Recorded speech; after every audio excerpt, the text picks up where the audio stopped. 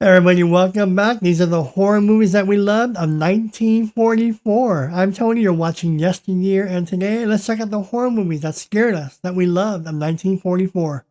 Real quick, if you haven't already, click subscribe, hit that notification bell, and if you have any questions, comments, or feedback, leave them below. Alright, let's get started and check out the horror films we loved of 1944.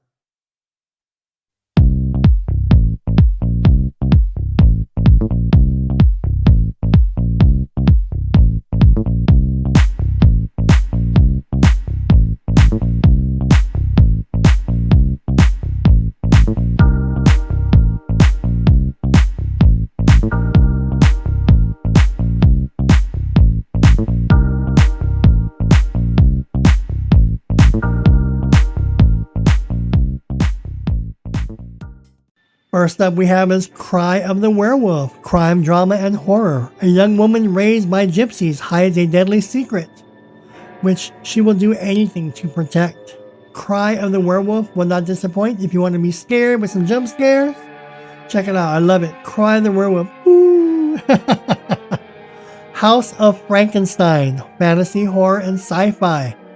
A deranged scientist escapes from prison and recruits Dracula, Frankenstein's monster, and the Wolfman to get revenge on his behalf. Check out House of Frankenstein if you want to see monsters. This is really good for 1944. Next up we have is The Scarlet Claw, crime, mystery, thriller, and horror. When a gentlewoman is found dead with her throat torn out, the villagers blame a supernatural monster, but Sherlock Holmes investigates and gets to the bottom of it. The Scarlet Claw. The Invisible Man's Revenge, crime, horror, and mystery. An egocentric scientist helps a fugitive from the law become invisible, unwittingly giving him the power to exact revenge on his former friends. Who wouldn't want to be invisible and get away with everything? Everybody wants to be invisible. The Mummy's Curse, action, fantasy, and horror. Shipped to Louisiana, the mummy Charis from Egypt roams the bayou, tormented by his forbidden love for Princess Annika. This mummy is traveling everywhere and people are messing up his tomb, so he's getting revenge and killing people. The Mummy's Curse. Voodoo Man, crime, drama, and horror. Dr. Richard Marlowe uses a combination of voodoo, rite, and hypnotic suggestion, attempting to revive his beautiful but long dead wife by transferring the life essence of several hapless victims. Voodoo Man will not disappoint. Black Magic, mystery and horror. Charlie Chan searches for a murderer amidst numerous ghosts conjured up by a strange variety of spiritualists and occultists. Black Magic will not disappoint if you're into horror. Next thing we have is Bluebeard, crime, horror, and thriller. In Paris, an artist hires portrait models, and after he finishes their portraits, he strangles them. Can you believe that? He hires models, paints them, and then when he's done, he kills them. That's gotta be good. Bluebeard. Check out Bluebeard. Next up we have is Dead Man's Eyes, crime, drama, film noir, and horror. When an artist is blinded, his fiance's father offers an operation to restore his sight. When the benefactor suddenly dies, the artist becomes a suspect.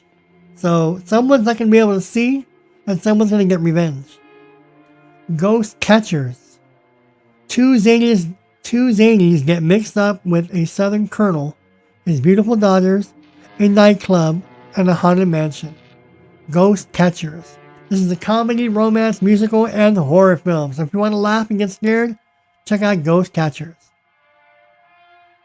Next thing we have is Gildersleeve's Ghost. Gildersleeve's Ghost, adventure, comedy, fantasy, and horror. Gildersleeve, running for office, is aided by two ghosts and hindered by a mad scientist and an invisible woman. This is a great comedy and horror film. Check it out. Jungle Woman, drama, fantasy, and horror. Paula the Ape Woman is alive and well and running around a creepy old sanitarium run by the kindly Dr. Fletcher. Mayhem ensues as the Ape Woman runs rampant and kills people. Jungle Woman.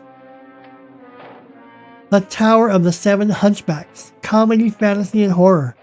19th century Madrid, a young man plays roulette.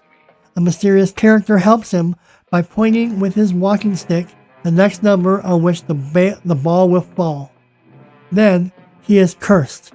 The Tower of the Seven Hunchbacks. The Mummy's Ghost. Again, all these mummies. Karis the mummy is given a sacred potion that grants him eternal life to search for his lost love, Princess Annika, despite the unending curse that haunts them. They keep messing with this mummy, they're all gonna die. Someone should do kill counts on the mummy. One Body Too Many. Comedy, horror, and mystery. An insurance salesman arrives at a creepy mansion to discover his potential eccentric millionaire client already dead. Instead, he gets embroiled in a house full of greedy, murderous relatives. One Body Too Many is a comedy and horror. Return of the Ape Man. A scientist seeks to transplant a brain into the body of a thawed caveman in order to get it to do his bidding. All these mad scientists, they're all trying to copy Frankenstein. Insert the body parts and the brains and then control them to do his bidding. The Soul of a Monster. As famous surgeon George Winston lies on his deathbed, his wife Anne calls on unknown powers to save him. Soul of a Monster. This is a drama, horror, and romance. This is a good movie with a lot of little jump scares. Check it out. The Lady and the Monster. Horror, sci-fi, and thriller. A millionaire's brain is preserved after his death and telepathically begins to take control of those around him. This movie is really good. If you haven't seen it, I highly recommend it. The Lady and the Monster will not disappoint. Next up we have is The Lodger. Crime, horror, and mystery. A landlady suspects that her new lodger is Jack the Ripper because bodies start to turn up, women are disappearing, and who is it? It's like a whodunit, The Lodger. Check it out. Next thing we have is The Monster Maker. A mad scientist injects his enemies with an acromegaly virus, causing them to become hideously deformed. All these mad scientists in the 30s and 40s injecting people, creating lab projects to kill people, torture people. That's the 40s. The Uninvited. A composer and his sister discover that the reason they are able to purchase a beautiful Gothic seacoast mansion very cheaply is the house's unsavory past. The Uninvited. This is good. They can buy a property for cheap because it's haunted. Alright, those are the horror movies that we loved of 1944. What do you think about the horror genre of the 30s and 40s? Pretty creepy. You got monsters, you got Draculas, you got mummies, all these mummy movies. And then you got all these mad scientists planting brains, body parts, trying to control them, walking zombies. The writers back then in the 30s and 40s were pretty creative. But I saw these movies in the 70s, when TV channels only had like 4 TV stations. There was like the CBS, ABC, NBC, KPBS, and then you get that occasional Channel 5 or Channel 9 where it was just black and white movies.